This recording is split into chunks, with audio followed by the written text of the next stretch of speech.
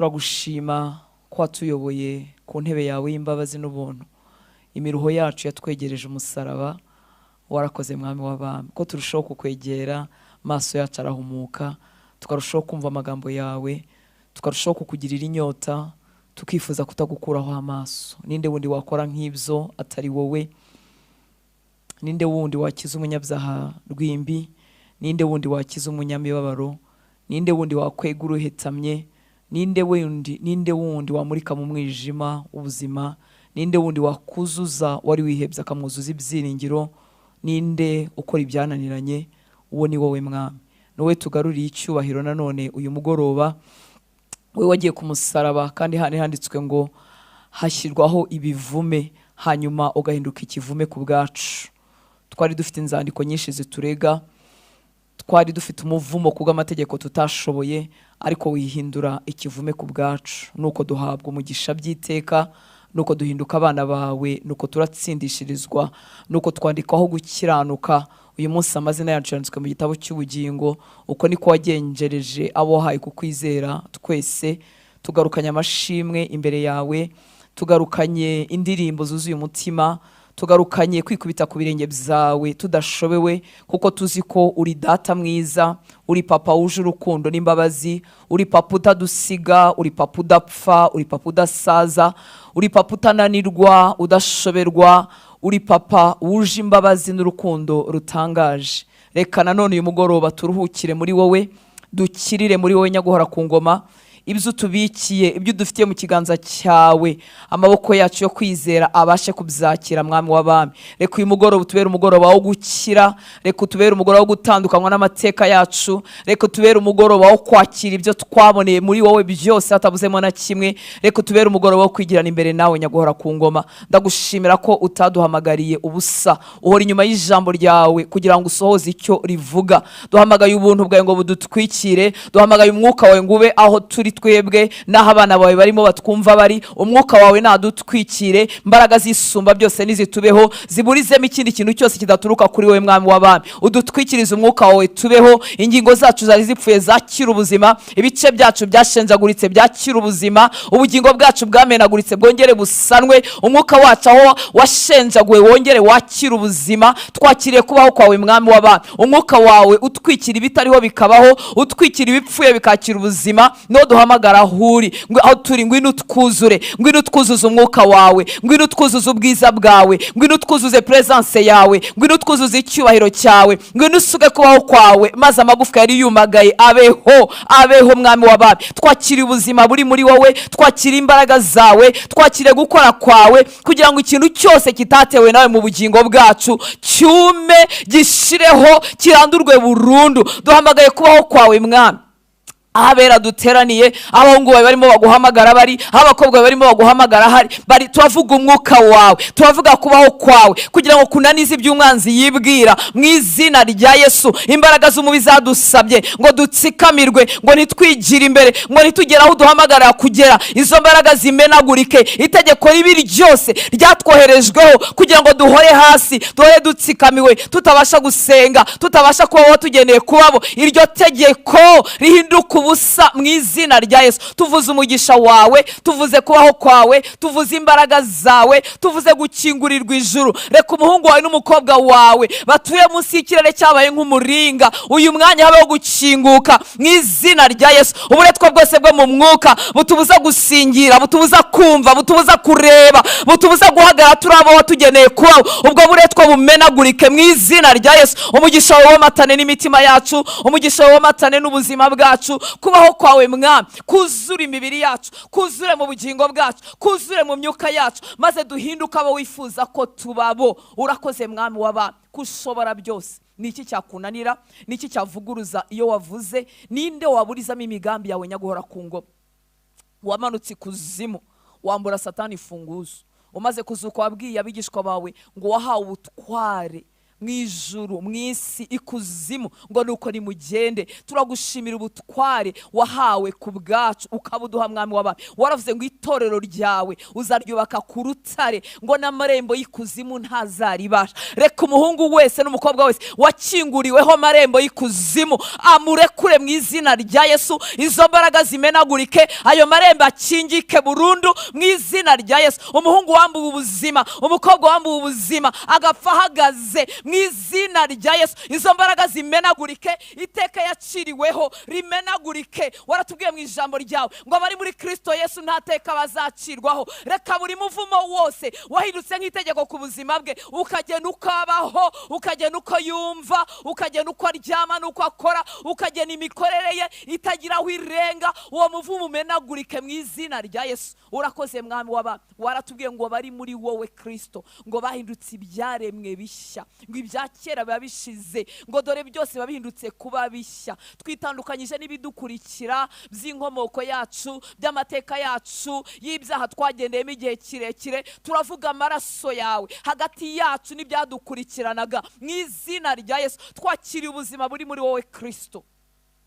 Waratubwiye ngo si kubw'imbaraga n'amaboko, ahubwo ni kubw'umwuka wawe. Ndagushimira ko utadusize twenyine, ndagushimira ko waduhaye umwuka wawe ngo adushoboze.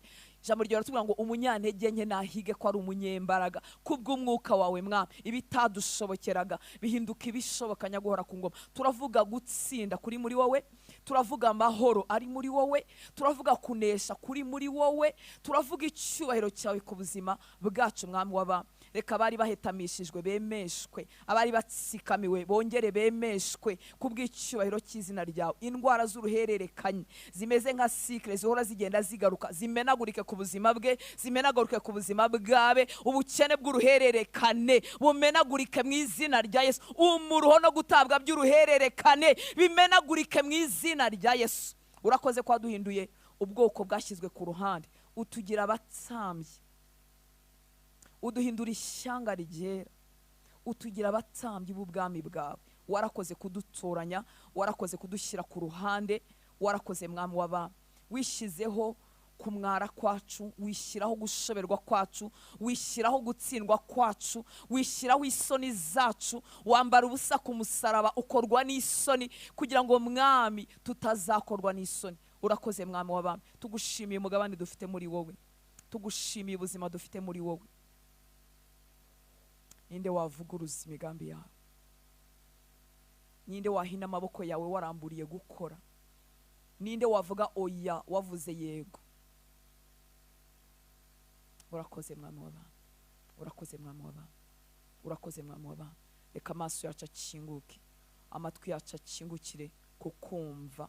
Imbaraga z'umubi zitwikira ubwenge kugira ngo umuntu atamenye urukundo rwawe, kugira ngo umuntu atamenye imigambi yawe, kugira ngo umuntu ahorane umuruho. Cyo gitwikirizo cy'umwanzi kimenagurike mu bwenge bw'abatwumva mu izina rya Yesu.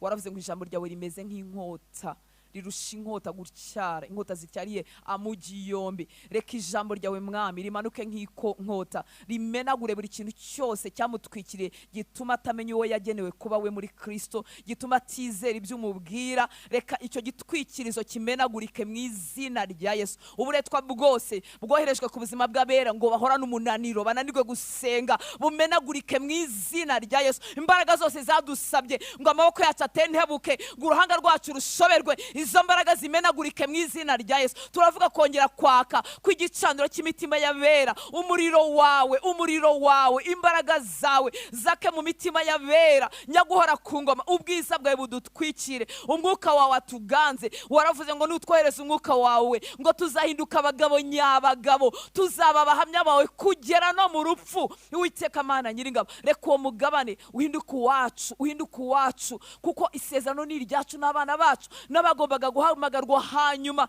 aribo batwebwe n'abazakurikiraho nyaguhora ku ngoma. Twakiriye uwo mugabane, twakiriye ko gukora. Reka icyumwanzi cyose akoresha mu buzima bwe ngo atsikamirwe, cyamburwe imbaraga, cyamburwe ijambo mu izina rya Yesu. Ikinyoma cyose kiyubatse mu bwenge bwe kikamuhindukira uko areba ubuzima, kikamuhindukira ihame ry'ubuzima, kimenagurika uyu mwanya mu izina rya Yesu. Imbaraga zose umwanzi yakoreyemo ashingiye mu gutabwa, ashingiye mu mibabaro, ashingiye mu bindi byose bisa nk'ibiti byaradutinze bigatuma duhakana urukundo rwawe. Izo mbaraga zimenagurike mu izina rya Yesu. Turamenagura spirit ya rejection mu izina rya Yesu ituma umuntu atakira urukundo rw'Imana. Izo mbaraga zimenagurike aho zikomoka hariho hose. Iryo jambo ryahindutse itegeko rikagena ukwabaho, ryamburwa ubutware n'ubushobozi kubw'icyubahiro cy'izina ryawe. Twakiriye amahoro yawe mwami w'abami, twakiriye imbaraga zawe, twakiriye kunesha kwawe Uwiteka Mana Nyiringabo.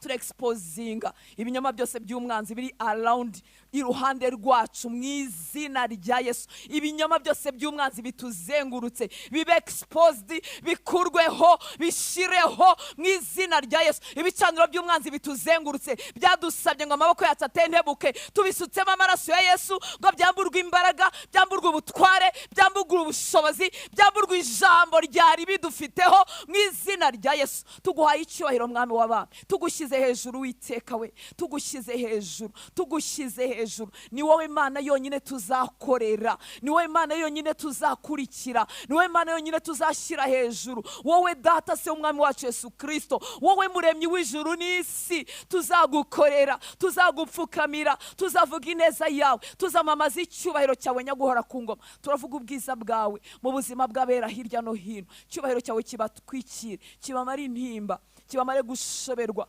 kibamare guhuza umutima, kubunza umutima. Imiryango umwanzi yarakinze ikinguke mu buzima bwabo mu izina rya Yesu. Icyabambuye umugisha, icyavuze ngo ntibakabyare, icyavuze ngo ntibagashake, icyavuze ngo ibiganza byabo ntibigatunga umugisha, icyavuze ngo ntibakajya bagira amagara mazima ngo umwaka ushire undi ushire, cyose tucyambuye ubutware kuri bo mu izina rya Yesu. Tuvuze umugisha w'amagara mazima ku bahungu bawe n'abakobwa bawe, tuvuze kurama no gusohoza imigambi y'Imana, tuvuze ibiganza bitunze umugisha, tuvuze gukora gatoya kakaba kanini, tuvuze amagara mazima, tuvuze gushaka ku bahungu bagejeje igihe cyo gushaka, tuvuze gushaka ku bakobwa bagejeje igihe cyo gushaka, tuvuze kubyara, tumenaguye umwuka w'ubugumba mu izina rya Yesu. Tuvuze guhirwa mu rushako, tuvuze umugisha mu mirimo y'amaboko, tuvuze umugisha muri sante, tuvuze umugisha Uwiteka Mana Nyiringabo. Utuzengurukane n'abacu, turashinganisha abacu batakuzi mu maraso yawe. Turatwikurura ubwenge bwabo ngo umucyo butumwa bwiza barasire. Tumenaguye imbaraga za incredulity, tumenaguye imbaraga zo kutizera, tumenaguye ama ideology y'uburyo bwose atwikira ubwenge bwabo, yahindutse ibihome birebire bituma ubutumwa bwiza butamena ngo bugere. Ibyo bihome tubikubise hasi, dufashe mira ibyo bitekerezwa byabo, turabikugomoreye mwami. Turavuze ngo nibumva indirimbo bakumenye, nibitegereza ibyaremwe bakumenye, nibahura n'ijambo batajyaga bitaho bakumenye. Turakingura iyo mitima, turakingura ubwo bwenge, turakingura imitima y'abagabo, turakingura imitima y'abagore, turakingura imitima y'abahungu, turakingura imitima y'abakobwa, turayihuza n'umwuka w'agakiza kubw'icyubahiro cy'izina ryawe. Urakoze mwami w'aba mwami, tuguciriye bugufi, uduha umutima umeze nk'uwawe Kristo, udukize kwigomeka kose mwami, udukize kugandira ijambo ryawe, udukize kumenyera ibyawe, udukize gukerensa ibyawe kubw'icyubahiro cy'izina ryawe mwami w'abami. Tugusabye imbabazi aho twakumenyereye, tugusabye imbabazi aho tutahinduye umushyitsi izina ryawe, tugusabye imbabazi mwami w'abami byatumye tubura ubwiza bwawe, bituma duhinduka abantu basanzwe. Utubabarire Uwiteka Mana Nyiringabo ab'itorero, utubabarire utugarukaneho imbabazi mwami, utubabarire, udukize kugukerensa, udukize kukumenyera, udukize kudahindura umushyitsi. Icyubahiro cy'izina ryawe utubabarire mwami w'aba, utubabarire mwami w'aba, utubabarire mwami w'aba, utubabarire, utugarukaneho imbabazi mwami w'aba. Ucishe icyubahiro cyawe, ucishe igitinyiro cyawe aho bera bari, aho bera bagushaka bari. Ucishe icyubahiro cyawe mwami w'aba, ucishe icyubahiro cyawe mwami. Usuke kubaho kwawe kudutera kukubaha, kudutera kugendana igitinyiro cy'izina ryawe mwami w'aba.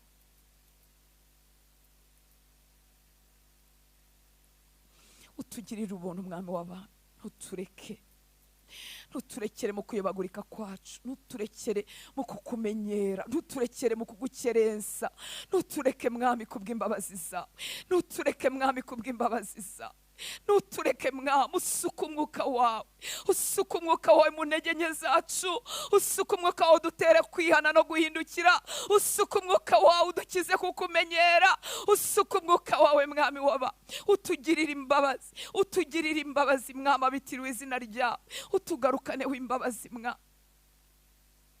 maze uturengere, maze uduhembure, udukize gupfa duhagaze, udukize ibitotsi by'urupfu, udukize ubunebwe, turengere mwami, turengere mwami, turengere mwami, nutwime ubwiza bwawe, nutwime kubaho kwawe,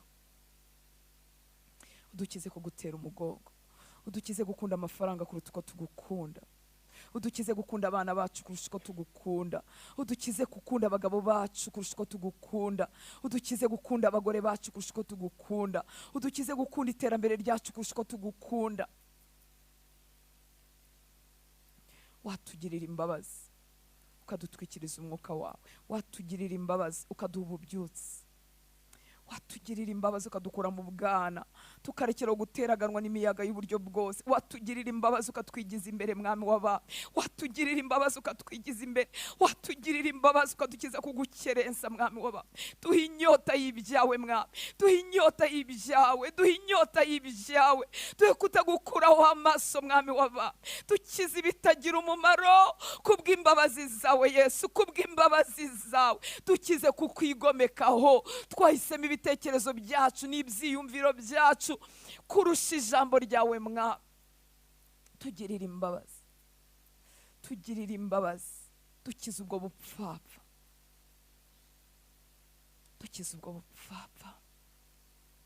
Aho ibibumbano nkatwe tukubaza ngo Uwiteka ngo uragira ute, aho ikibumbano kibaza umubumbyi ngo uragira ute, ngo kuki wabikoze, ngo kuki ari ukubigenza, dukize ubwo bupfapfa kubw'imbabazi zawe, maze mwami udukundire, utwigeze imbere, uturinde kugwingira, uturinde guhera ahantu hamwe, utugirire imbabazi. Benshi muri twebwe tumaze imyaka muri wowe, ariko twakwikebuka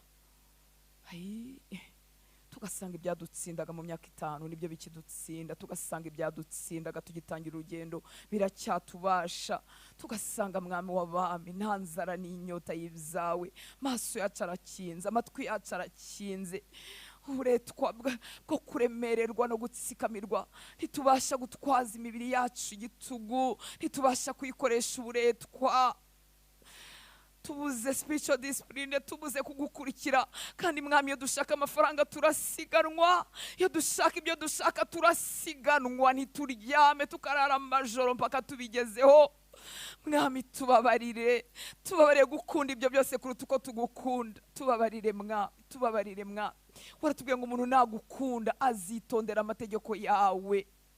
Mwami ntitwagukunze, ntitwayitondeye, ntitwayasomye, ntitwayashatse, ntitwabigiriye umwete Uwiteka Mana Nyiringabo, ariko watugarukanaho imbabazi ukatwegura mwami waba, wadukiza guhora dusengera mu kamenyero, wadukiza guhora duteranira mu kamenyero, wadukiza mwami, watugirira imbabazi ukatwigiza imbere, kubw'ubuntu n'imbabazi zawe, kubw'ubuntu n'imbabazi zawe.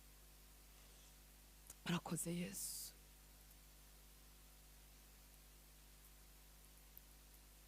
Uri mwiza, wowe watangiye umurimo muri twe, turakwizeye, turakwizeye, turakwizeye. Dusabye imbabazi ku bagore bakoresha inzaratsi kandi bakuzi, utubabarire mwami w'abami kwizera ubupfumu, utubabarire ibyo bikomere byatwinjije muri iyo manipulation imeze gutyo, niyo control imeze gutyo. Tugusabye imbabazi, dusabye imbabazi ku bagore baca inyuma abagabo babo, tugusabye imbabazi ku bagabo baca inyuma abagore babo kandi mwami ari abakozi bawe, tugusabye imbabazi ku bana bigomeka ku babyeyi babo kandi barakumenye, tugusabye imbabazi ku bajura b'abacuruzi mwami bakumenye ariko batabasha kugira ibyiringiro muri wowe, tugusabye imbabazi abo bose bitirirwa izina ryawe, tugusabye imbabazi imbabazi kubashumba n'abapasiteri nyaguhora ku ngoma, tugucumuraho tukirwanaho mu mafuti, tugusabye imbabazi tukiremera ibicocero ngo dukunde twemerwe, dukunde tugera ahantu runaka muri standard runaka. Tugusabye imbabazi mwami, tugusabye imbabazi abitorero, utubabarira aho twatukishije izina ryawe, utubabarire ko duhagaze mu mwanda, utubabarire Uwiteka Mana Nyiringabo, utubabarire udukize, utuzure mwami w'abami, ko twarwanye cyane ku kuntu tugaragara nuko abantu batubona, kandi wowe ureba mu mutima. Utugarukaneho imbabazi mwami, utugarukaneho imbabazi, udukize, ukize abitorero mwami. Waravuze ngo uzadukiriza igihugu ari uko abitorero bahindukiye bakihana bakava mu ngeso zabo mbi, ngo nibwo uzabona ukadukiriza igihugu mwami. Mwami turakwinginze ngo udukize, udukize abitorero, udukure mu rupfu kubw'imbabazi zawe. Erega ni wowe watuzura mwami, ni wowe wadukura muri ubu buhenebere, ni wowe wadukura muri ubu buhenebere. Umva gusenga ko basenga hirya no hino, abo tutazi, duhe gusenga by'ukuri, duhe umutwaro w'ukuri, tukize gusenga nk'abifotoza nk'abigaragaza. Ayi mwami turengere, turengere, turarengewe, turengeye, turatebeye, turengere Uwiteka Mana Nyiringabo. Nta mbaraga, dukize Uwiteka Mana Nyiringabo, tugirire imbabazi kubw'ubuntu bwawe, tugirire imbabazi kubw'ubuntu bwawe, tugirire imbabazi mwami w'abami. Twabyara ishyanga dute, twabyara igihugu dute, twasa n'ububyutse dute mwami w'abami. Turengere mwami, turengere mwami, turengere, nta babyaza, nta mbaraga zo kubyara, nta mbaraga zo gusunika, nta mbaraga zo gusenga, nta mbaraga zo kwigomwa ibirangaza n'ibyo kurya. Turengere Uwiteka Mana Nyiringabo, turengere mwami, turaguhendahenda, turengere mwami w'abami, turengere mwami w'abami, turengere mwami w'abami. Sitwe turota amasaha yo gusenga arangira, sitwe turota ibihe byo gusenga birangira. Turengere mwami w'abami, turengere, duhe inyota y'ibyawe, duhe inyota y'ibyawe, duhe kukubona, dusogongeze presence ya. Erega nituyisogongera ntituri burambirwe, erega nituyisogongera turabaho, erega nituyisogongera turamenya ubwiza budasimburwa, butaguranwa, umuntu atakuraho amaso. Turengere mwami, turengere kubw'imbabazi zawe, tukize kuba abanyedini bari aho batakuzi, tukize mwami, tukize mwami, tukize, turengere kubw'imbabazi zawe mwami. Utwigishe gusenga, ntabwo tuzi uko dukwiriye gusenga, utwigishe gusenga. Kora ku maso yanjye, kora ku maso y'aba bahungu n'abakobwa, kora ku matwi, kora ku mitima iratwikiriwe n'ibinure, ibasha kukumva, nta sensibilité y'umwuka, turakabakaba, turagenda nk'impumyi ziyoboye izindi mpumyi. Turengere mwa, turengere mwa, turengere mwa, turengere mwa, turengere kubw'imbabazi zawe. Dukize, duhindure kugira ngo dutume, duhindure mwami kugira ngo dutume, duhindure nitumara guhinduka natwe dukomeza abandi. Turengere mwami, turengere kubw'imbabazi zawe. Byutsa abana bawe baguye, byutsa abashumba, byutsa abavuga butumwa, byutsa abasenga, byutsa abera. Tukize ko idini ryatubera nk'umuco, rikatubera nk'ikinyabupfura, rikatubera nk'ahantu kuko imiryango yakiriyo. Tukize Uwiteka Mana Nyiringabo, utugarukaneho imbaraga z'umwuka wawe wera, maze tuzuke, maze tubeho, maze tukugendere mwami. Dore ni igihe cya nyuma, waravuze ngo mu gihe cya nyuma uzasuka umwuka wawe ku bantu bose, ku bantu bose, abaja, abagaragu, abasore n'inkumi, abasaza n'abakecuru, kuzabasukira umwuka wawe. Ariko dore uko turumagaye, nta buhanuzi bw'ukuri, nta guhamya k'ukuri, nta mayerekwa y'ukuri, nta nzozi z'ukuri. Mwami w'abami, imbaraga zo kukubwira batakuzi ntazo, nta mutwaro w'abarimbuka. Amaso yacu yerekeye kuri twebwe ubwacu, turirebaho, turirebamo, tugarukiye bugufi mwa, tugarukiye bugufi mwa.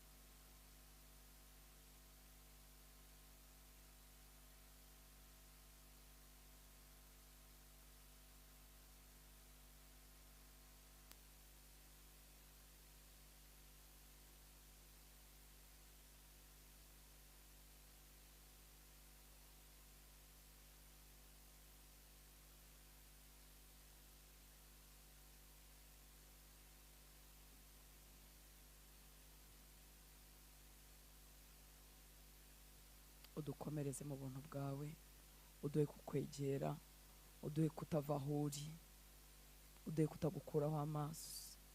Wowe Kristo banze ryo kwizera, twe kugukuraho amaso ukundi.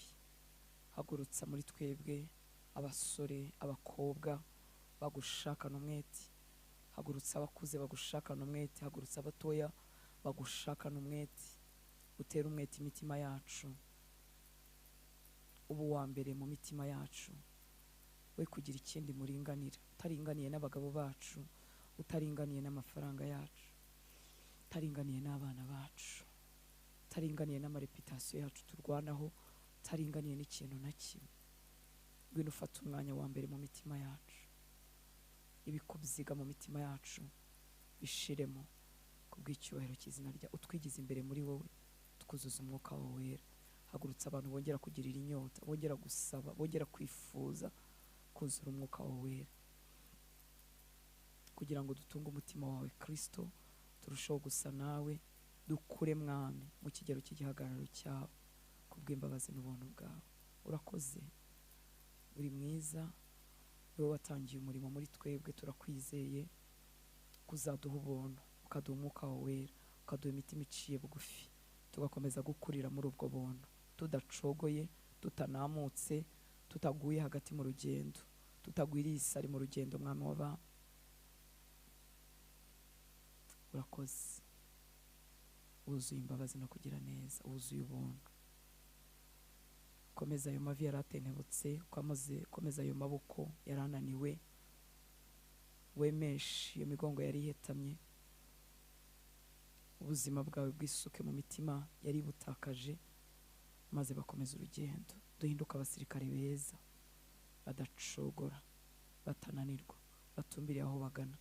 Duhe kurunguruka ibyo tubikiwe mu ijuru, kugira ngo tudacogorera inaha ngaha. Urakoze, tugushimiye abatwara inkuru nziza ku misozi hirya no hino. Tugushimiye abasore, abakobwa, abagabo n'abagore bakangurira abandi ku bukiranutsi. Tugushimiye abatwara ubutumwa bwiza bakabushyira abatarabwizera. Tugushimiye abakomeza abandi, tugushimiye abasengera abandi, tugushimiye abatanga urukundo, abatanga ubutunzi. Tugushimiye abahungu n'abakobwa ufite hirya no hino muri kino gihugu, hirya no hino mu itorero ryawe ku isi. Nubakomeze buri muntu mu gice cye no mu byo arimo acamo, bakomeze ntibatentebuke, bigire imbere mu kugukorera. Urakoze mwami, icyubahiro cyose nikikugarukire, mu izina rya Yesu dusenze, amen. Haleluya.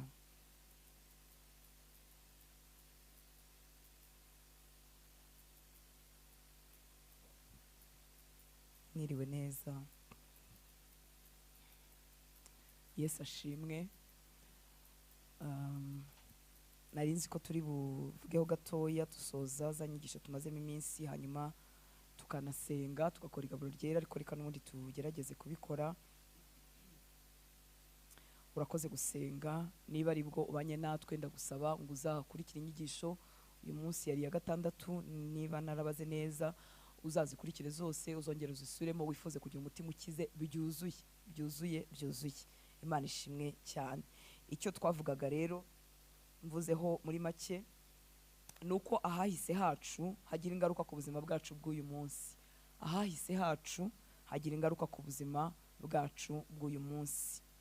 Ukuri kw'ibi bintu nuko experience twagize, ibihe twaciyemo, ntago byasigaye ahahise hacu, ahubwo byinjira no mu buzima bwacu bw'uyu munsi, bikagira impact, bikagira ingaruka, bikagira uko bigena uko tubaho, cyane cyane ibibi, ugutabwa ngo tumaze igihe tukuvugaho, n'ibindi bintu byose bibabaje byabaye ku buzima bwacu. Iyo tudatandukanijwe nabyo, iyo tudakize, birakomeza bikagena uko tubaho. Ikintu kibabaje cyane cyane nuko bigena uburyo tubona Imana, hanyuma tukananirwa kuyumva, tukananirwa kwakira urukundo rwayo, bigahita bizana ubumuga ku rugendo rwacu rwose rw'agakiza. Niyo mpamvu gukira ari iby'ingenzi. Ni warakijijwe, ni byiza, wahindutse umwana w'Imana, warababariwe, ariko uracyari ntangaha ku isi, ufite imyaka runaka, ukwiriye kuba muri umutsinzi, uruhutse, wuzuye ubumana, wuzuye umutima wa Kristo, unesha rwose. Ibyo ni umugabane wacu. Ibyo rero gukira k'umuntu wacu hamwe imbere, gukira kw'imitima yacu, gukira gushenjagurika, bigira uruhare mu buryo tubamo urwo rugendo. Umuntu ashobora gusenga, akagira ibihe byo gusenga, ariko umutima ushenjaguritse. Ariko kimwe mu bintu bikiza ni ijambo ry'Imana, riravura, ni umuti. Ariko iyo umutima ushenjaguritse, ijambo ry'Imana nta nubwo umuntu arijyamo cyane, nta nubwo aryizera. Ariko iyo urigiyemo rirakomora, rirakoza, rigenda rigukiza buhoro buhoro.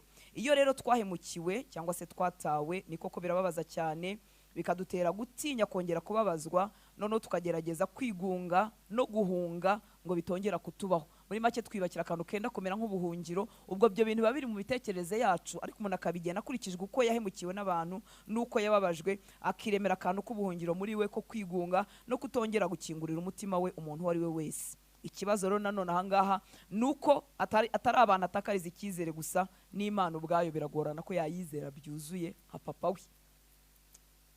Imana itugirira ubuntu. Wifuze cyane gukira, wifuze cyane ko ijambo ry'Imana uko riri n'icyo rivuga ari byo byahinduka nawe ukuri n'uko uvuga n'ubuzima bwawe.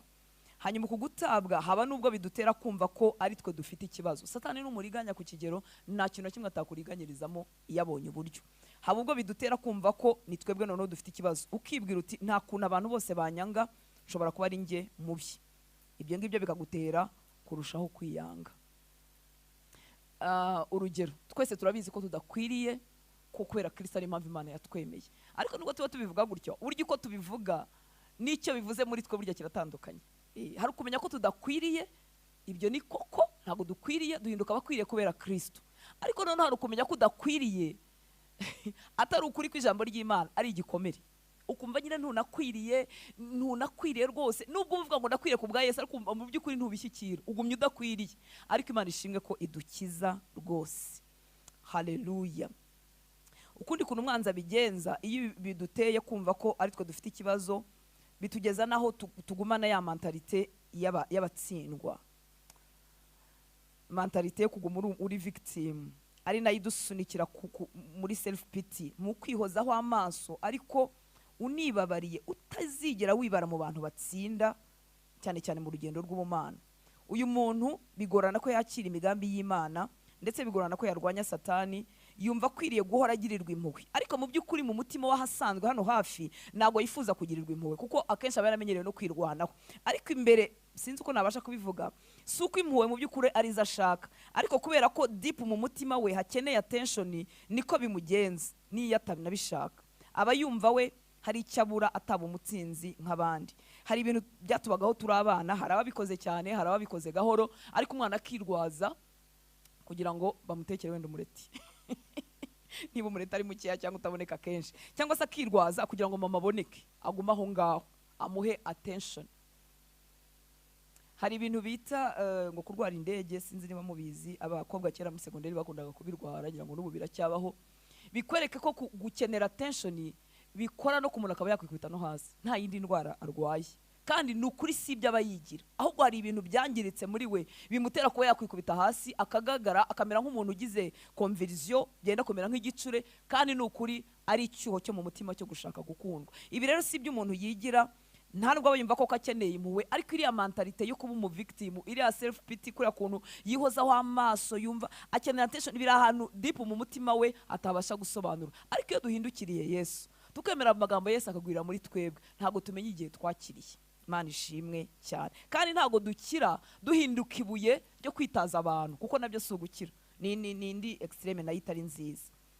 Imana ishimwe cyane. Kugutabwa kandi kujyana umuntu kugera aho ashobora kwanga uko asa, akanga isi abantu bamubonaho, we ntiyigere abwibonaho, akabona ari ubusa, akabona ntacyo ashoboye. Hari igihe tubyitiranya no guca bugufi, ariko ntabwo ari uguca bugufi. Guca bugufi si uguhakana ibyo mbashije, oya, nukumenya ko ari ubuntu bw'Imana bwabimpaye, hanyuma nkemera kubikora. Imana ishimwe cyane.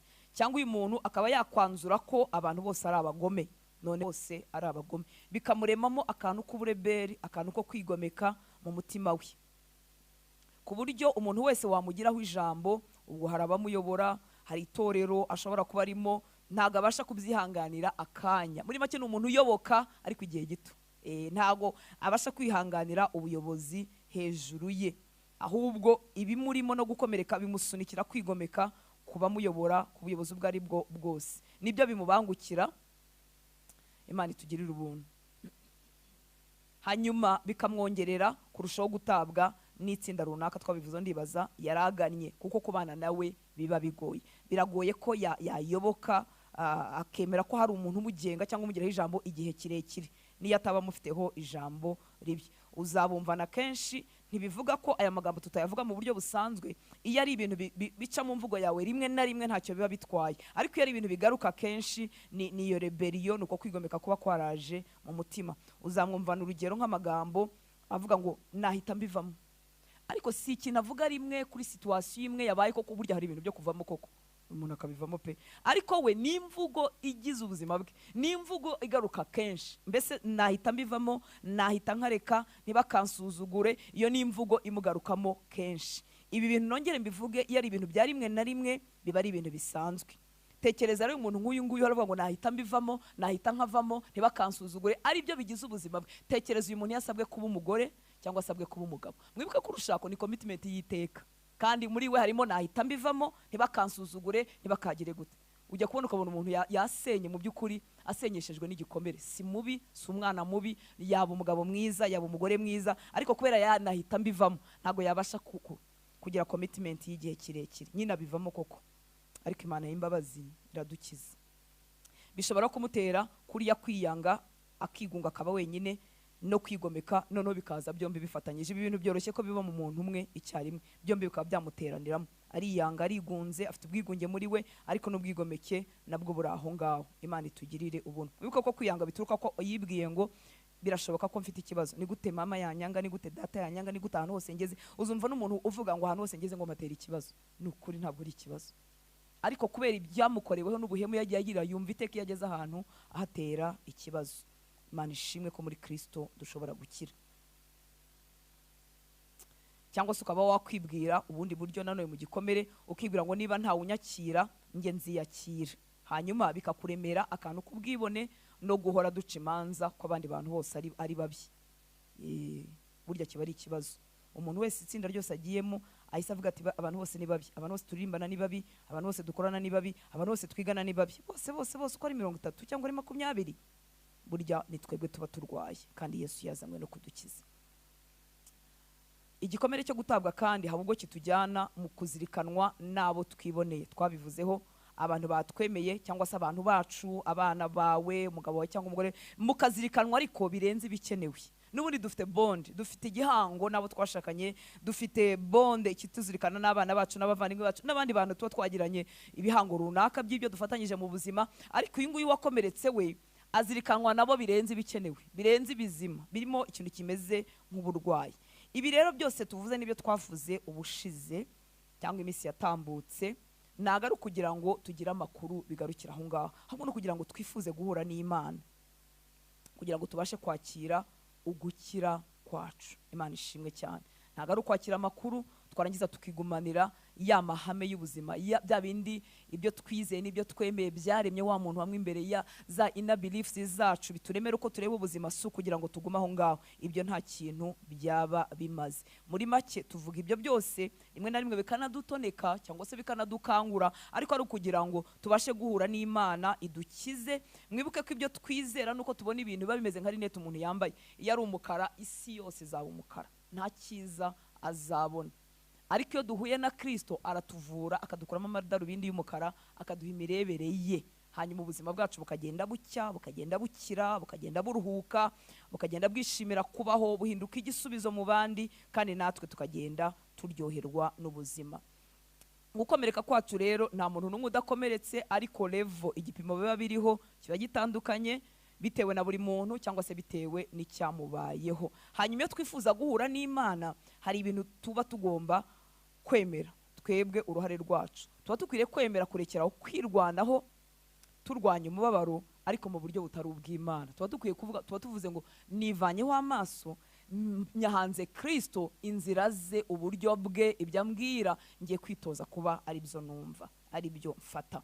Hanyuma tukaba dutangira urugendo rwo guhura n'Imana kugira ngo idukize. Hari abantu bakomeretse ariko badashaka guhura n'Imana. Uko bumva ibintu nuko bitekereza bashaka ko biguma gutyo. Mbese Imana nibakira ityo, mbese ni nko kujya kwa muganga, muganga akavuga ati ibinini nuko babinywa kandi ni ibingibi, ko gutumwaga nubwo naje ariko ibinini sindi bubinywe. None se wari wazanywe n'iki? Nari ndwaye. None se ibi binini ko ari byo byagukiza? Akumva niko ko ararwaye ariko ntago yiteguye kunywa ibinini, ntago yiteguye gukurikiza amabwiriza ya muganga. Imana iduha umutima woroheje umeze nk'uw'abana batoya wemera inama z'Uwiteka. Ni gute rero twitegura guhura n'Imana kugira ngo ikore kuri cya cyifuzo gikomeye kiba mu mutima w'umuntu wese cyo kwemerwa, cyo kwakirwa, cyo gukundwa?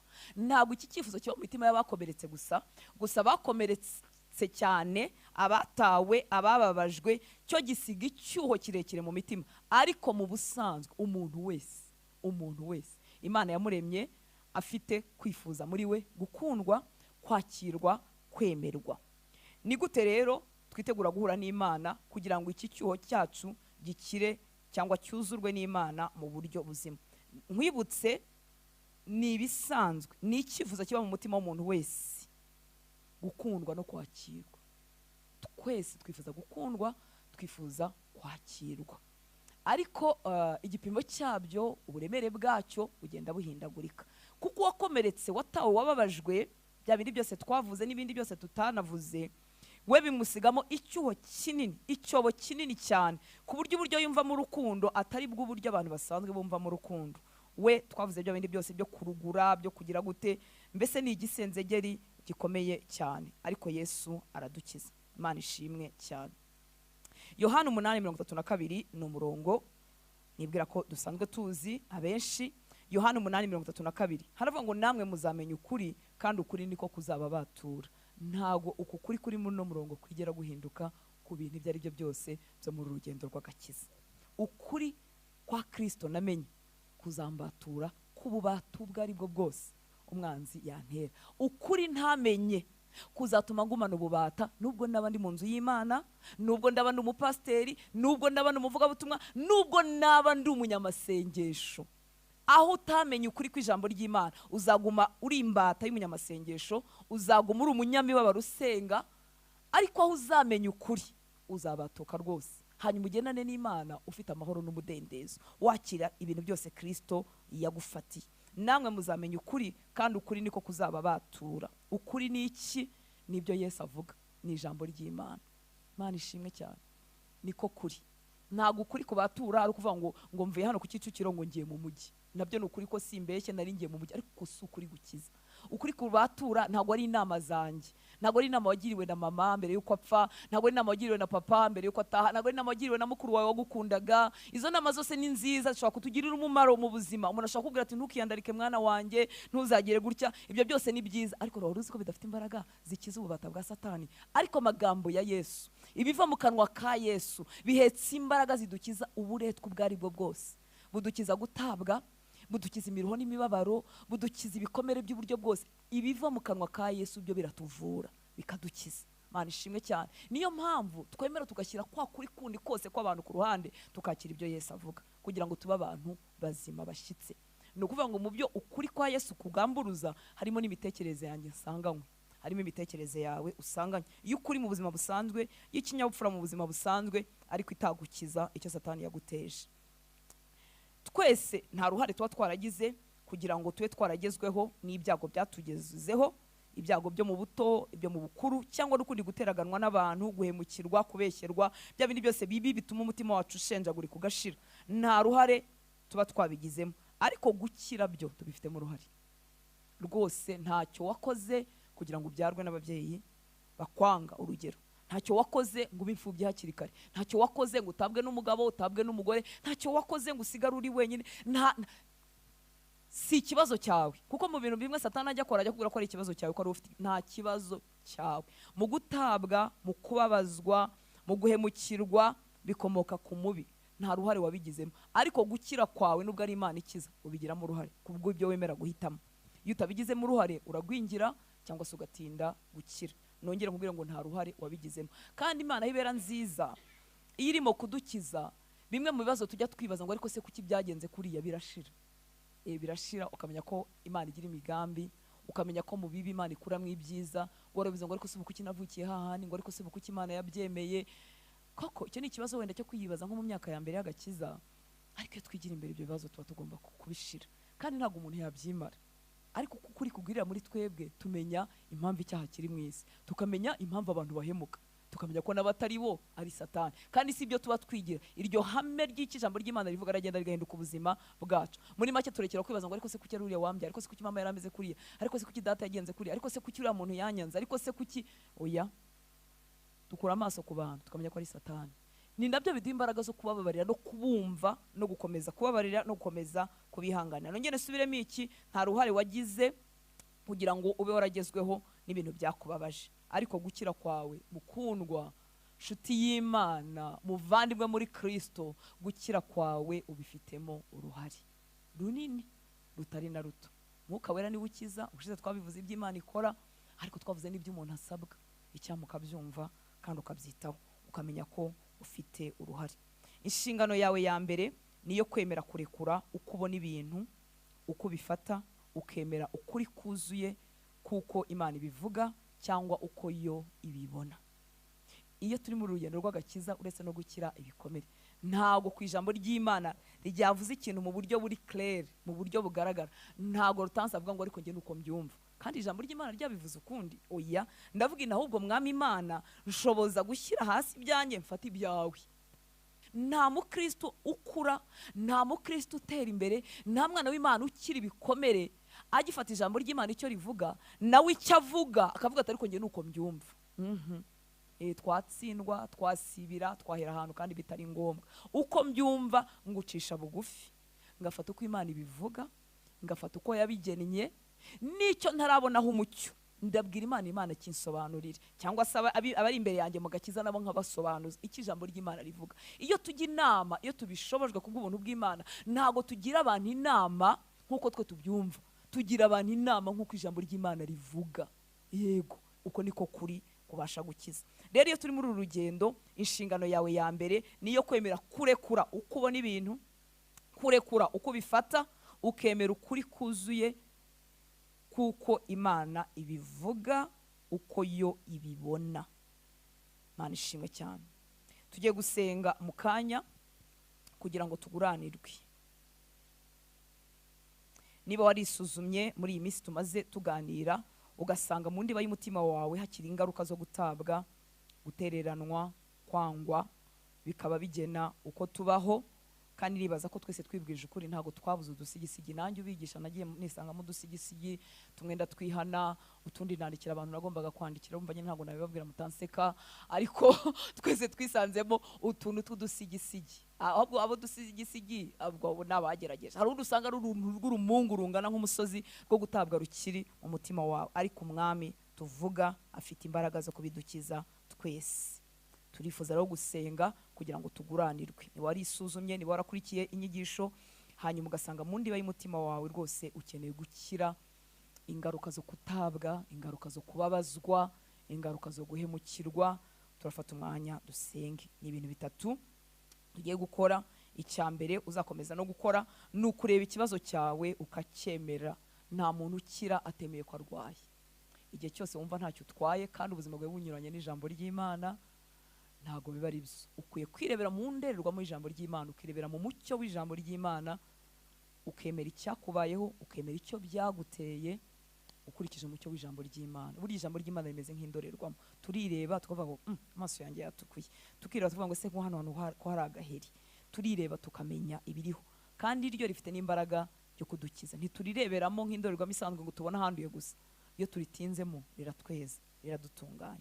umuntu rero wifuza gukira afata akanya akongera akareba ikibazo cye kandi akacyemera, akavuga ngo yego ngira umushiha, yego ngira uburakari bukabije, yego simenya amahana yanjye avuye no ku kantu gato ukabyemera, yego simbasha kwizera abantu, yego nahunze abantu, yego bya bindi byose ibyo wavuga wirebaho ukabifatira umwanya. Hanyuma igikurikiraho kigoye ni ukwemera kubabarira.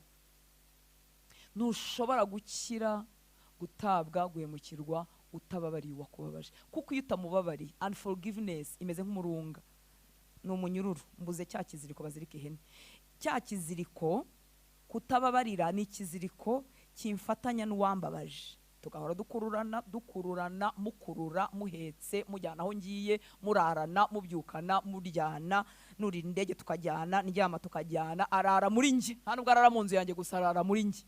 Iyi Imana y'imbabazi idusaba kubabarira, ntabwo ibiciye amazi ubuhemu wagiriwe, ndagira ngo unyumve mukunzi, ntabwo ibiciye amazi kubabazwa wagiriwe, oya irabizi.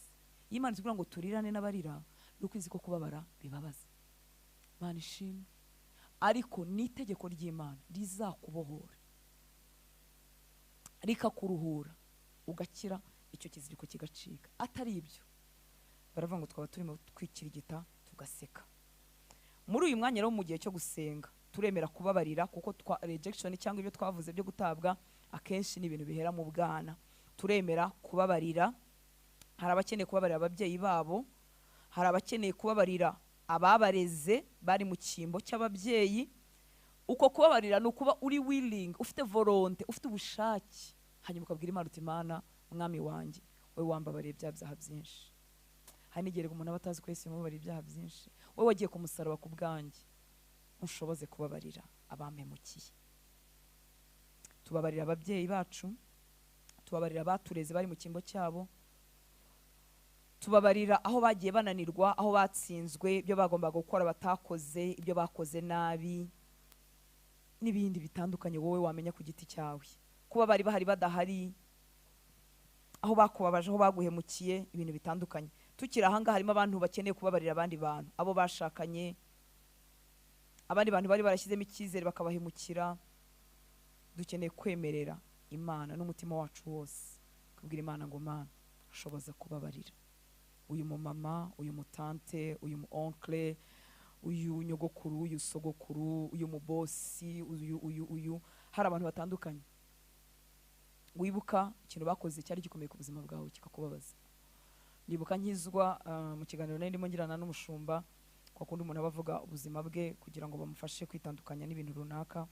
Nibutse umuganga nari narabitse mu mutima, ariko ubu tugenda tubika abantu.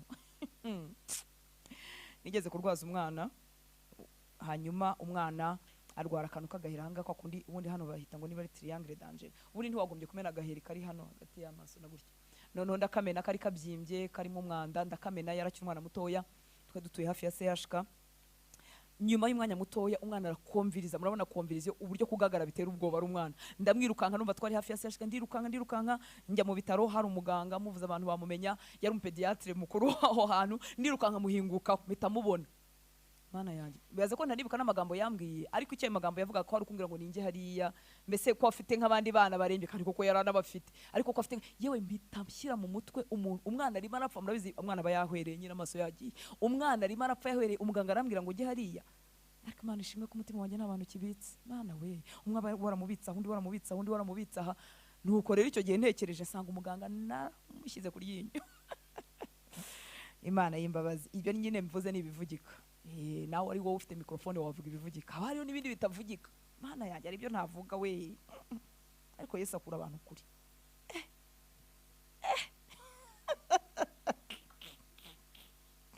Ariko reka mbivuge bimwe nubwo ntavuga abantu. Uzi ko nari ntarakizwa, ariko ararondogora utansi kandi arakora igabiro ryera. Uzi ko nigeze kwifuza, ako nimbivuga muramenya detail. Reka mbireke, kwamugira amatsiko nawe.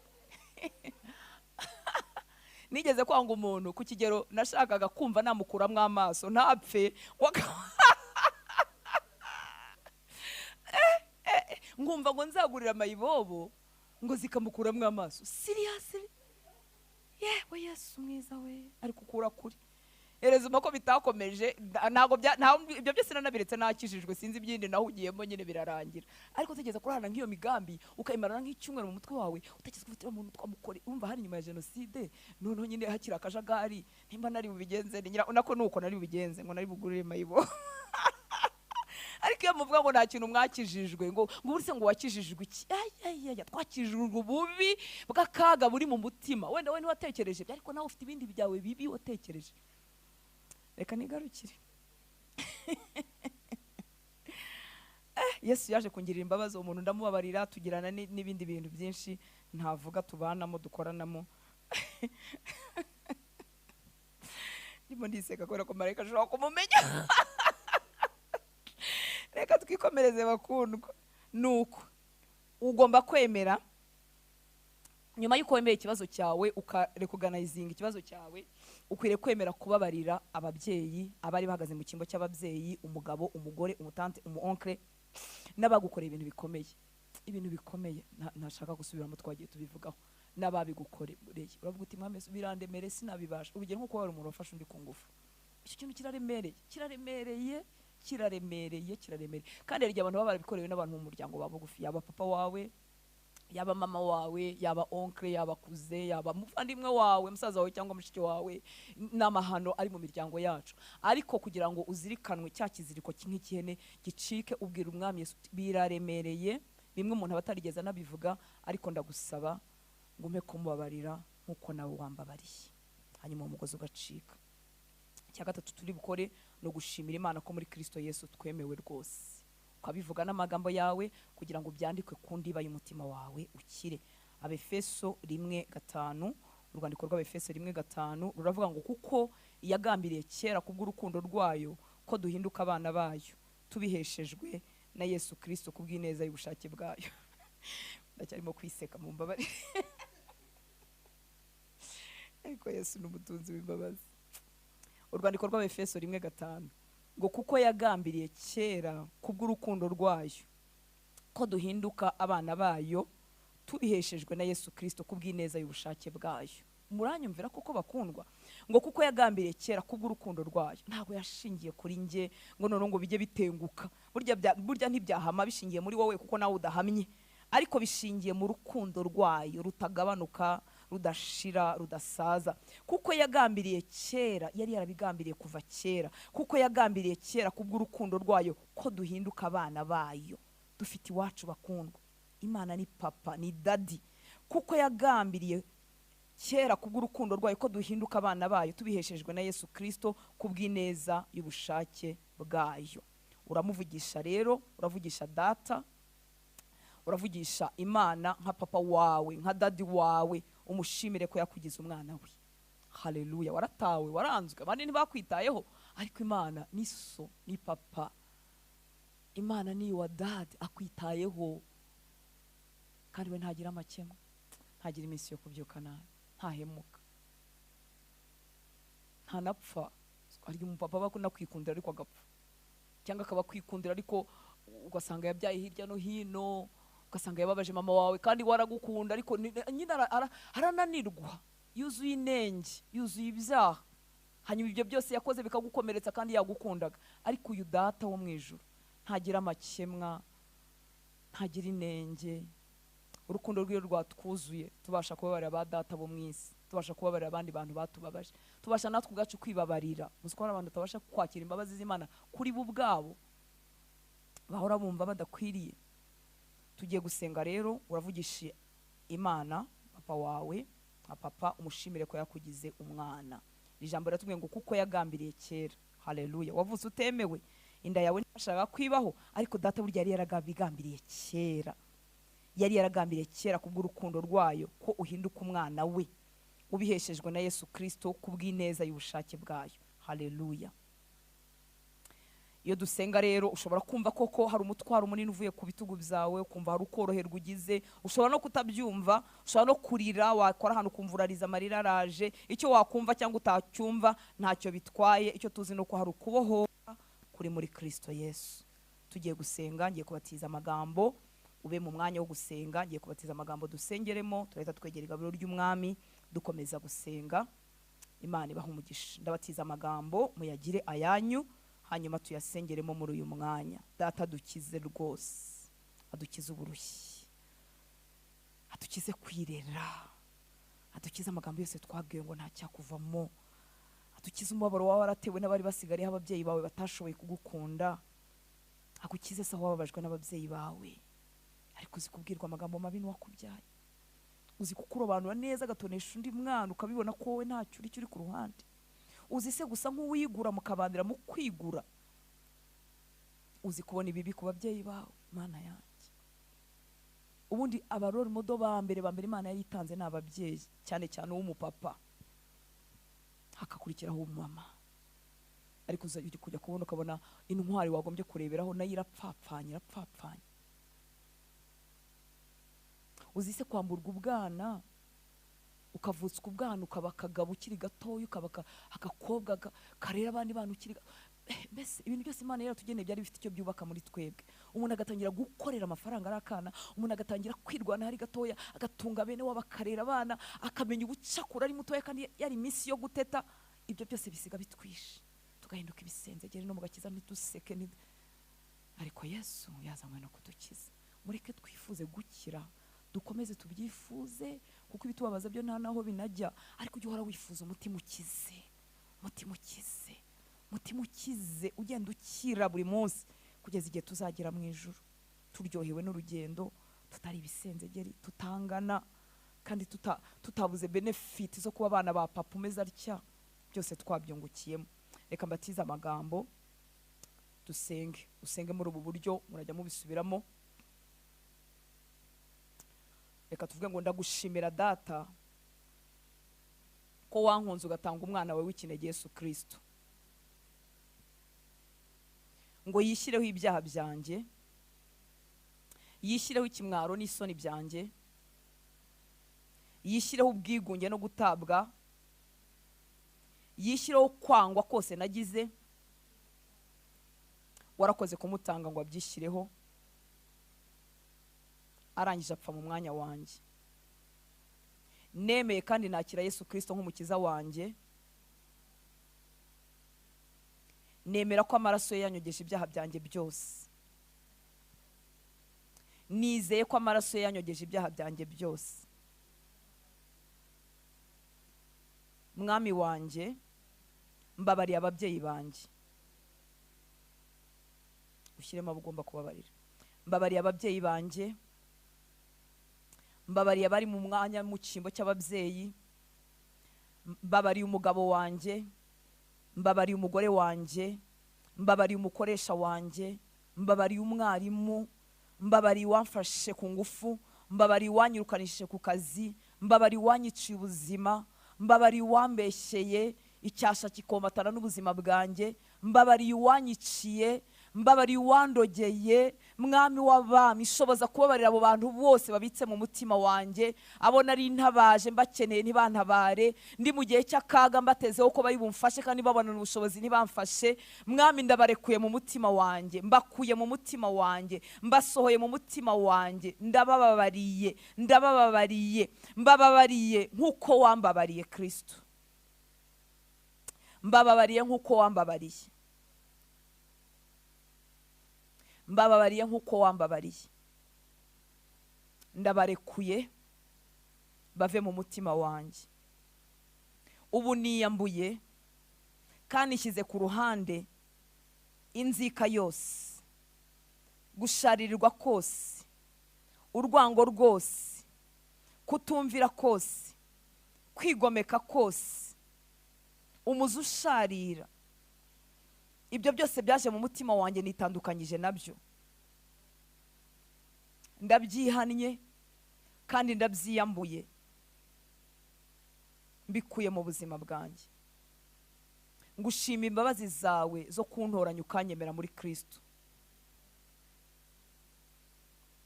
Ngushima imbabazi zawe no kuntoranya ukanyemera muri Kristo. Nakira izo mbabazi, nakira urwo rukundo rudafite umupaka. ndagushimira kuri Imana yanjye. Uri papa, urankunda, warantoranije. Ntabwo wowe unsiga, ntabwo unta, unkunda byiteka. Uri papa, mu ijuru ni iwacu, ndi umwana w'Imana, naremewe muri Kristo, ndi mu muryango w'Imana. Kubw'ibyo ndagushimye, ndaguhimbaje mu izina rya Yesu, amen. Igaburo ryera turyakira uyu munsi. Yesu yatumeneye amaraso aduhindura ibyaremwe bishya. Turaryakira twongera kwamamaza kwitandukanya n'ahahise hacu. Igihe yegeraga ameza y'umwami yaravuze ngo aya ni amaraso y'isezerano rishya. Amaraso y'isezerano rishya. Isezerano rishya iyo ribonetse rishajisha irya kera. Ni amaraso adukuraho urubanza. Ni amaraso atwambura isoni n'ikimwaro. Ni amaraso adutandukanya n'amateka yacu. Twegera ameza y'umwami nibyo turibe twamamaza. Yarashenjaguwe, agira imibyimba ku mubiri, akorwa n'isoni kugira ngo dukurwe mu isoni n'ikimwaro. Hari abantu bagendana ikimwaro n'isoni zaho bavuka, z'ibyababayeho, bakajya babona bimeze nk'ibari mu gahanga abantu bose babireba. Yesu yakozwe n'isoni kugira ngo utagumana isoni. Yakozwe n'ikimwaro kugira ngo utagumana ikimwaro. Uzi kugira umubyeyi wakoze amahano kandi utari bwitandukanye nawe, ukumva kwitwa umukobwa wa kanaka cyangwa umuhungu wa kanaka ni ikibazo. Ukumva kugira uriya muvandimwe umeze kuriya w'urukoza soni, ukumva ni ikibazo. Kugira umugabo se, umugore se, umwana se, ukumva ni ikibazo. Ariko Yesu yishizeho isoni zacu zose. Ntukwiriye kugendana isoni, ntukwiriye kugendana ikimwaro. Uri unique mu maso y'Imana, urihariye mu maso y'Imana. Wegere ifunguro ryera ryawe aho wariteguriye, hanyuma turaza kunywa, turaza kurya, duproklama, twatura icyo amaraso y'isezerano rishya yaduhesheje. Turavuga umugisha, twitandukanya n'umuvumo wose. Umuvumo twazaniwe n'abatuvumye bafite ubutware kuri twebwe, umuvumo twazaniwe no kutubaha Imana natwe ku giti cyacu. Amaraso y'isezerano rishya, amaraso avuga ibyiza, amaraso avuga imbabazi.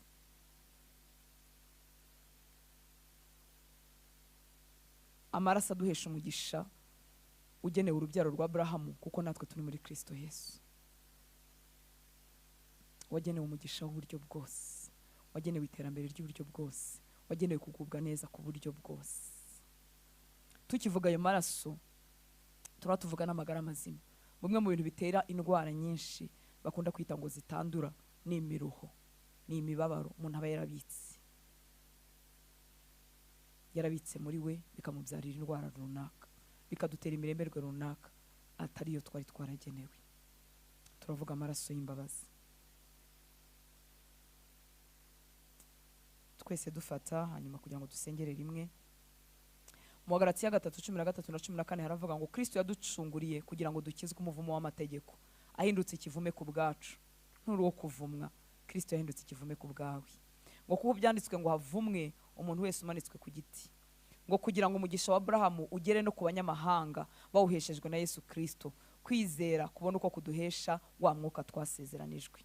Mana ishimwe cyane. Kristo yaducunguriye kugira ngo dukizwe umuvumo w'amategeko, ahindutse ikivume ku bwacu, kuko byanditswe ngo havumwe umuntu wese umanitswe ku giti, kugira ngo umugisha wa Abrahamu ugere no ku banyamahanga bawuheshejwe na Yesu Kristo, kwizera kubona uko kuduhesha wa mwuka twasezeranijwe. Reka dusenge bakundwa, hanyuma dusangire. Uku gusangira kutubere point de contact, kutubere aho duhurira ku meza y'umwami, kugira ngo twakire gukira Yesu yadufatiye.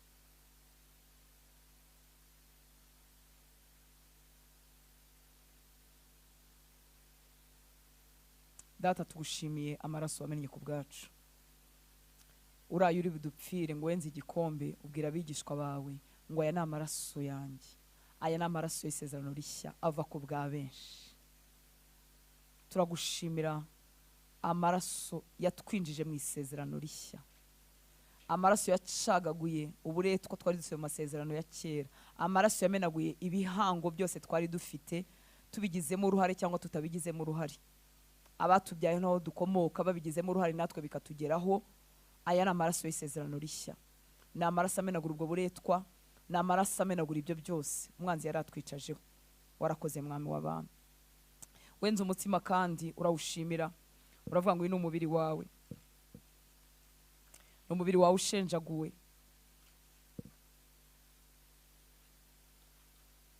Wakozwe n'isoni, umubiri wawe ugira imibyimba, umubiri wawe urashenjagurika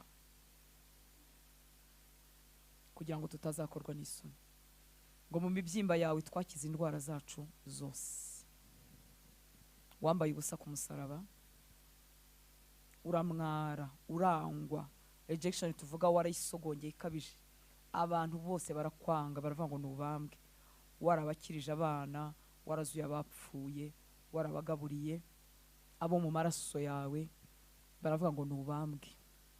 Rejection warayisogongeye ubwo abavandimwe bawe baguhakanaga. Rejection warayisogongeye ubwo bakwitaga mwene Mariya. Uyu ni uwiwacu arasanzwe yita Imana ati. Ni ukukorwa n'isoni ku musaraba, ni ukuramwara, ni ukuhinduka ikivume ku bwacu. Turagushimira umubiri wawe washenjaguwe. Mwami w'abami, uyu mugoroba twegera ameza y'umwami, tuje kwakira ubuzima bwose wadufatiye. Turasenze ngo abahungu bawe n'abakobwa bawe twebwe duhagaze imbere yawe mwami muri uyu mwanya, tunywera kuri iki gikombe, tuvuze ubuzima buri mu maraso yawe ko bihinduka umugabane wacu. Twitandukanyije n'umuvumo w'uburyo bwose, amagambo mabi yose twavuzweho, ibyo batubwiye ngo tuzabibi kandi ari bibi, twitandukanyije nabyo mu izina rya Yesu. Twitandukanije n'imivumo yaho dukomoka, nanone tuje kubyatura mu izina rya Yesu. Twitandukanije n'imivumo twazaniwe n'inkurikizi z'ibyaha byacu bwite n'amahitamo yacu mabi no kwigomeka kwacu no kwimika ibigirwamana mu mitima twimikishijwe no gukomereka no kubabazwa. Mu izina rya Yesu twitandukanyije nabyo, n'icyo byadukururiye twitandukanyije nacyo. Ngo ni wowe warira gukiranirwa kwacu kose, ukadukiza n'indwara zacu zose. Mu maraso yawe twakiza indwara zacu. Turasenze ngo ikintu cyose umwanzi yakoresheje kugira ngo ubuzima bwacu bupfe nabi, bukinyagazwe, cyose cyamburwa ubutware, turimo turira ku meza yawe mu izina rya Yesu. Intege nke ziri mu mubiri, kurwaragurika, gukenyuka, uburetwa bw'uburyo bwose bumenagurike mu izina rya Yesu. Twakire gukira mu mubiri, twakire gukira mu bugingo, twakire guhembuka mu myuka yacu mu izina rya Yesu. Twakiriye amagara mazima, twakiriye umugisha wa Abrahamu twaboneye muri Kristo Yesu. Tuvumye buri muvumo, buri muvumo w'ubukene niwo tuvumye. Tuvumye ubugumba, tuvumye kurwaragurika, tuvumye kugumirwa, tuvumye kudahirwa mu bushobozi bw'ubutunzi, turabivumye mu izina rya Yesu. Tuvumye gupfusha abatoya, tuvumye gupfusha abana, tuvumye ubupfakazi, turabivuma mu izina rya Yesu. Tuvuze amagara mazima, tuvuze umugisha, tuvuze kubyara, tuvuze gukikira, tuvuze guhirwa mu nshako, tuvuze agakiza mu bacu, tuvuze kurama, tuvuze amagara mazima, tuvuze gusohoza imigambi y'Imana, tuvuze umugisha mu biganza mu izina rya Yesu. Ubutaka n'ikirere byabereye umuringa, uyu munsi byumva ijwi ryawe. Tuvuze ubuzima, tuvuze imvura y'umugisha, tuvuze umusaruro mu byo akora mu izina rya Yesu. Abamaze imyaka basa nk'abaruhira ubusa, bararurongotanya bagenze mu bihugu bazengurutse aha hirya no hino, nta musaruro. Dushyize iherezo kuri uko kurorongotana mu izina rya Yesu. Icyo umwanzi yashingiyeho akitubonyemo, akibonye mu bikorwa byacu, akibonye mu kujijwa kwacu, akibonye mu nyifato yacu, mwami uyu munsi twasabye imbabazi, turakugarukiye, twemeye kugengwa n'ibyawe. Uwo muvumo ni wume, wumagare mu izina rya Yesu. Tuvuze umugisha kuri aba bahungu bagiriye kuri aya meza, tuvuze umugisha kuri aba bakobwa, tuvuze umugisha ku babyeyi, ku bagabo n'abagore, tuvuze umugisha ku buzima bwacu. Tumenaguye imbaraga zikurikirana umuntu zikamusengera urugo, zikurikirana umuntu zikamwirukanisha aho ageze hose. Izo mbaraga zimenagurike mu izina rya Yesu. Twitandukanyije n'uwo muvumo wo gutabwa, twitandukanyije n'uwo muvumo wo kwangwa mu izina rya Yesu. Tuvuze umugisha n'ubwiza bwawe kuri twe, tuvuze igikundiro cyawe mwana. Ijambo ryo ryaratubwiye ngo bari muri Kristo Yesu baba babaye ibyaremwe bishya, bya kera babishize byose babindutse kuba bishya. Twakira umugisha w'uburyo bwose uri muri Kristo Yesu. Wari warabwiye ubwoko bwawe nitwe nibakumvira mwami bazaba bafata decision, ntibazaba bakururuka batwawe n'ibyaha, batwawe n'uburetwa. Mwami w'abami, twakiriye uwo mugisha ku buzima bwacu, twakiriye gukira kw'amarangamutima, twakiriye gukira kw'ibyiyumviro, twakiriye gukira kw'imirebere, twakiriye gukira k'umubiri, twakiriye umwuka ukangutse, umwuka uzutse, umwuka udatsikamiwe mu izina rya Yesu. Buri buretwa bwose bwari butwikiriye umuhungu wawe, tubwambuye ubutware kuri we, tubwambuye ubushobozi kuri we, bwari butwikiriye umukobwa wawe, turabumenagura mu izina rya Yesu. Turakinga buri muryango wose wakinguwe na Satani mu buzima bwe, turawukingisha amaraso ya Yesu mu izina rya Yesu. Umuryango w'inzozi mbi, umuryango wo gusambanywa mu ijoro asinziriye, umuryango wo kurota asangira n'abapfuye, umuryango wo kurara ikuzimu, mu izina rya Yesu tuwukingishije amaraso yawe. Buri buretwa bwose butsikamira abana bawe tubukujeho amaraso yawe. Imbaraga z'umubi ziteza abana bawe ubwoba no kumva begeranye n'urupfu buri munsi, no kwambuka umuhanda ntibabibasha, no kwicara babumva hari ikintu kiri iruhande rwabo kiri bubice, izo mbaraga uyu mwanya zimenagurike mu izina rya Yesu. Tubavuzeho ubuzima, tubavuzeho amagara mazima, tubavuzeho imbaraga zo gukora. Ijoro ribabere ikiruhuko, igitondo kibabere kubyuka n'imbaraga bajya mu nshingano. Nibibe bityo mu izina rya Yesu. Buri buremere bwose, buri buretwa bwose bumenagurike mu izina rya Yesu. Turakwiyeguriye amaraso avuga imbabazi, abari yatubaho atugaragareho. Mwami, twongeye nanone kukugarukira tugusaba imbabazi aho twasuzuguye ababyeyi bacu, aho twasuzuguye abaturera n'abadufiteho ijambo, aho twabigometseho. Tugusabye imbabazi, tugusabye umutima uciye bugufi wo kubasha kububaha nk'uko wabidusabye mu ijambo ryawe. Kuko waduhinduye urubyaro rushya, reka uyu munsi mwami w'abami uburemere, amashusho, amajwi, ibibi twabonye cyangwa twumvise, uburemere byari bifite ku mitima yacu, kuri mind yacu, ku bwenge bwacu, gutekereza kwacu, ubwo buremere bushire mu izina rya Yesu. Ntibyongere kutuzirika, ntibyongere kutuboha ukundi. Umucyo mu maso aho tuvire, urukundo rwawe rutwuzure, rudukize ibyo byose twari twikore ku bitugu byacu. Urakoze Data, muri wowe hari ubuzima. Twakiriye ubuzima bwose wadufatiye Kristo, twakiriye ubuzima bwose wadufatiye. Nagira agace na kamwe kacu kagengwa no kuvumwa, kagengwa n'uburetwa bwa Satani. Twakiriye umugisha wawe buryo bwose, twakiriye imbaraga zawe. Mwami, turi kurira ku meza yawe, turibuka ko dufitanye nawe igihango, wahuje umubiri n'amaraso natwe. Data n'umwe, turabaragwa baraganwa nawe. Dufite imiryango twavutsemo, ni wowe wabigennye ko tuvukana na bakanaka, ni wowe wabyemeye ko tubyarwa n'abari ababyeyi, ni wowe wabyemeye ko tugira abari abavandimwe. Mwami w'abami, n'abo twashakanye n'imiryango twashatsemo, duhagaze tuyihagarariye hano. Turasenze ngo amaraso yawe atemba muri twebwe, n'ayabo akaba ari muri twebwe.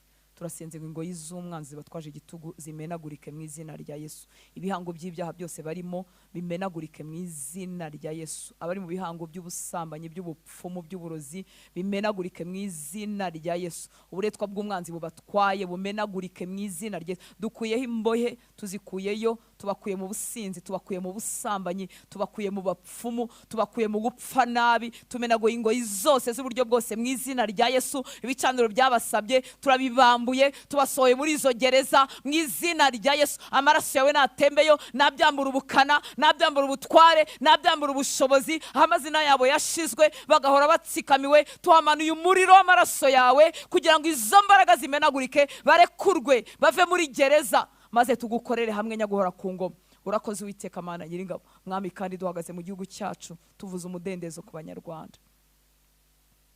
Amaraso yawe atembye mu yacu, ukaba waremeye ko tuba Abanyarwanda kubw'imbabazi zawe. Twingingiye igihugu cyacu ngo gitwikururwe mu mbaraga z'ubupfumu n'uburozi mu izina rya Yesu.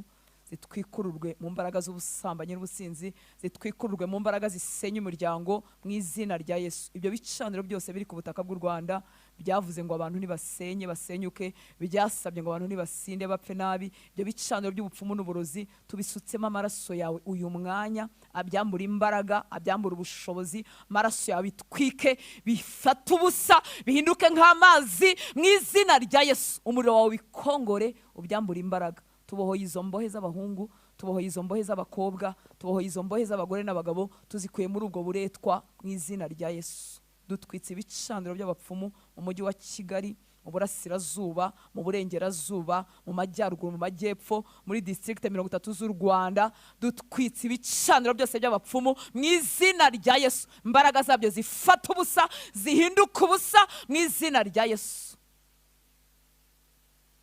Dukuyeyo abatanzwe nk'ibitambo, babohoke babeho mu izina rya Yesu.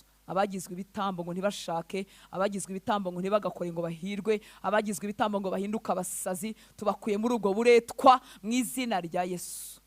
Turagushimiye imbabazi ziri muri wowe, turagushimiye ubuntu bwawe. Tunywera kuri iki gikombe twakiriye gukira, turera kuri uyu mugati twakiriye ubuzima. Mu izina rya Yesu dusenze, amen. Imana ibahe umugisha. Karibu ku meza y'umwami. Abatarafata murakoze kwitanga, mugira ijoro ryiza.